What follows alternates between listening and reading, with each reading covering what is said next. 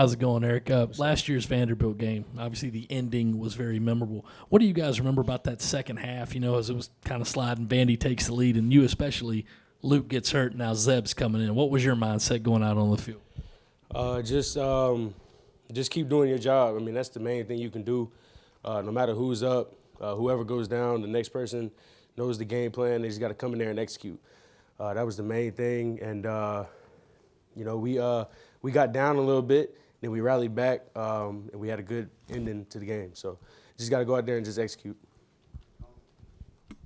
Eric, Jaheim was in here a little bit ago talking about how this team needs to kind of stay together, especially offensively. What's your role in that over these last 4 games to make sure there aren't any cracks that kind of form? I just got to keep bringing the energy out there, just sometimes in the game last week, I kind of felt myself not bringing the same energy that I did on the drive that we scored a touchdown. So I just got to find a way to just keep motivating myself internally because, our offensive line, we keep this team going, just with our leadership and our maturity in that group. Just going out there and not only myself, but the guys beside me, we just got to go out there and just be that integral piece of the offense just to help uplift the team. Kind of sticking with that as one of the team leaders, what's it like on the sideline when the offense is just kind of not getting anything going in a game like Saturday, and how do you, as a leader, kind of make sure that doesn't happen again, maybe from a vocal perspective on the sideline? Just coming off the sideline, telling coaches what we see with what's going on, with what we've practiced throughout the week. Obviously, asking what type of runs we think would work or what type of passes would work. So just going out there and just having great communication, not only with the coaches, but us talking to the Nate and Stogg, or us talking to Marshawn, CBS, and Juju. Just getting that good communication with each position group. I know, obviously, you guys have done in the past where Spencer will look over to the sideline and y'all get a play and maybe change it or whatever. How does that process go? And specifically on Saturday, was Missouri pretty good at countering some of the stuff that was going on that way when y'all would get into a play and maybe they'd make an adjustment or something like that? Honestly, I don't know. Me and my offensive line coach, we were still trying to figure out how they knew certain times when we were passing or how certain times they knew if we was going to run it because they would throw their hand up. But it was just kind of crazy. Once we hear the call, we just got to go out there and execute. I really don't know.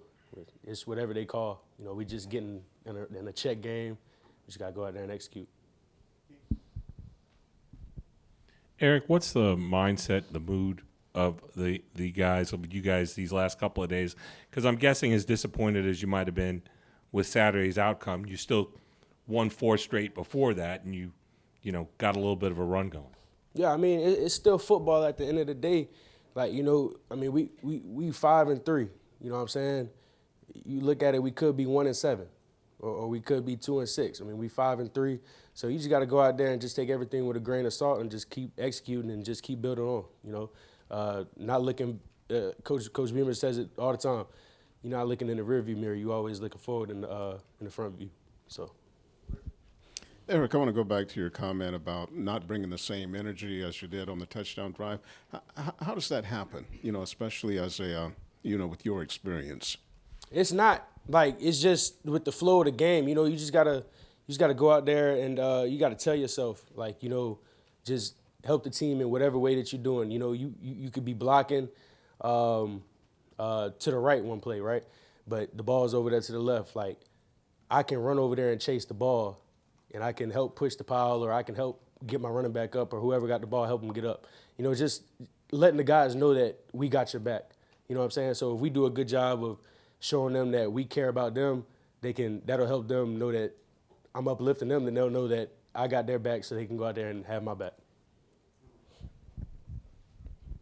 Hey, it felt like you guys on the O-line had been on kind of an upswing from that early part of the season, and then you had the, I think, 4 sacks given up with Missouri. Did you feel like there was something with you guys that kind of was not clicking on Saturday, or did you feel like it was more just Missouri's D-line challenging you more?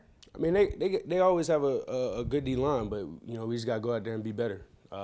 So we're gonna go out there this week and practice and focus on what we need to focus on and just do better so we don't have an output like that again.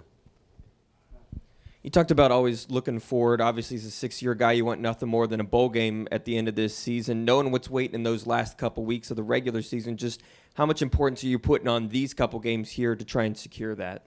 Just taking this next game like I took the first game. It's another game, nameless, faceless opponent.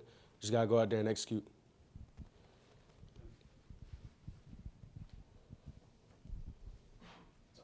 Eric, I guess obviously last year you guys had kind of a tough loss to Missouri and came back, beat Auburn, ended the season really well. I guess is there anything you take from last year's experience, maybe with some of that, and you know can kind of look toward whether it's this week or the rest of the season, and I guess having gone through maybe some of those ebbs and flows maybe last year and applying that to sort of the tail end of this year as well. Nah, last year was last year. This year is this year.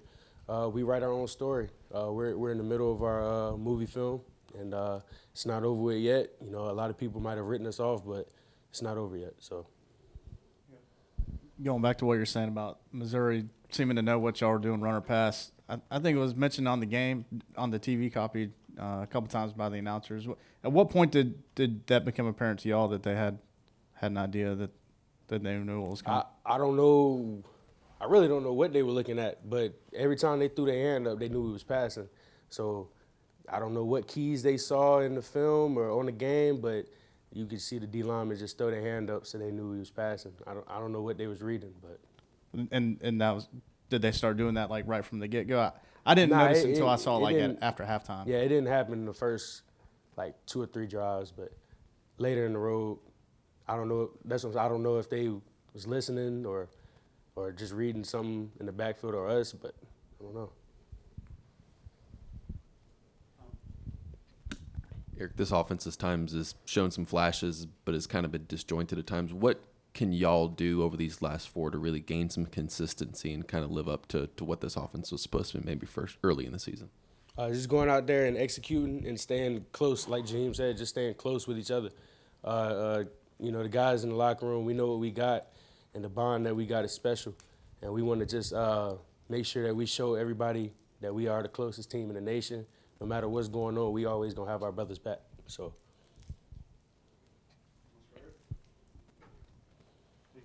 For sure.